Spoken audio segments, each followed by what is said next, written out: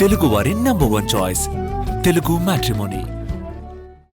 ఇక బీఆర్కే భవన్ దగ్గర మా చీఫ్ రిపోర్టర్ రాకేష్ ఉన్నారు. రాకేష్తో మాట్లాడదాం. రాకేష్, ఏ రాష్ట్ర రాజకీయాల్లో అయినా ఒక ప్రాజెక్ట్ కమిషన్కి సంబంధించి విచారణ ఎదుర్కోవడం మాజీ ముఖ్యమంత్రి అదొక సంచలనం అంటే అరుదైన సందర్భం కూడా. సో ఇవాళ ఈ విచారణ ఎలా ఉండబోతోంది, బీఆర్ఎస్ ఎలా ప్రిపేర్ అయింది, ఏమంటోంది? అదే కాదు, కేసీఆర్ మొత్తం కెరీర్లో, పొలిటికల్ కెరీర్లో మొదటిసారి ఒక విచారణ ఎదుర్కొంటున్నారు. మొదటిసారి ఒక విచారణ కమిషన్ ముందుకు రాబోతున్నారు. ఇంతవరకు ఆయన దాదాపు 40-50 ఏళ్ళ రాజకీయ జీవితంలో ఎక్కడా ఎలాంటి విచారణలు కానీ ఎలాంటి కేసులు కానీ ఎదుర్కొన్న సందర్భాలు లేవు. సో ఈరోజు ఈ కమిషన్ ఎదుట 114వ వ్యక్తిగా 113 మందిని ఇప్పటికీ కమిషన్ విచారించింది. 114వ వ్యక్తి 113 మందిని విచారించింది ఒక ఎత్తు అయితే, ఇప్పుడు కేసీఆర్ను విచారిస్తున్న తీరు మొత్తం కేసులో ఒక ఎత్తుగా చెప్పవచ్చు.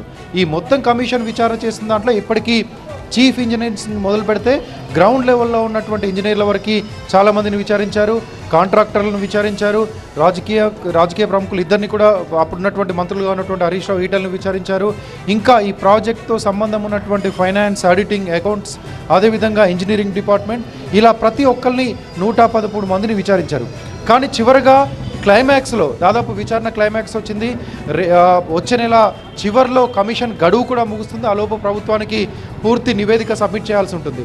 ఆ లోపు ఈరోజు విచారిస్తున్న కేసీఆర్దే కీలకంగా చెప్పవచ్చు. ఎందుకంటే అప్పుడు ప్రభుత్వ పెద్దగా ఉన్నారు, ముఖ్యమంత్రిగా ఉన్నారు. కాళేశ్వరం మొత్తం కూడా తను కనుసన్నల్లోనే జరిగిందని చాలాసార్లు కేసీఆర్తో పాటు బీఆర్ఎస్ నేతలు కూడా అంతా చెప్పుకొచ్చారు. కాబట్టి పిన్ టు పిన్ కాళేశ్వరం ప్రాజెక్టుకు సంబంధించినటువంటి అన్ని వివరాలు, విశేషాలు, దానికి సంబంధించి in and out in depth information మొత్తం కూడా కేసీఆర్ తెలిసి ఉంటుంది. కాబట్టి దానికి సంబంధించినటువంటి అనేక కీలక ప్రశ్నలు కేసీఆర్ని అడిగేటువంటి అవకాశం ఉంటుంది. ఇక బయట మనం చూస్తున్నాం, కాళేశ్వరం కమిషన్ ముందు, అంటే కాళేశ్వరం కమిషన్ ఉన్నటువంటి బీఆర్కే భవన్ ముందు చాలా పెద్ద ఎత్తున సెక్యూరిటీని అరేంజ్ చేశారు.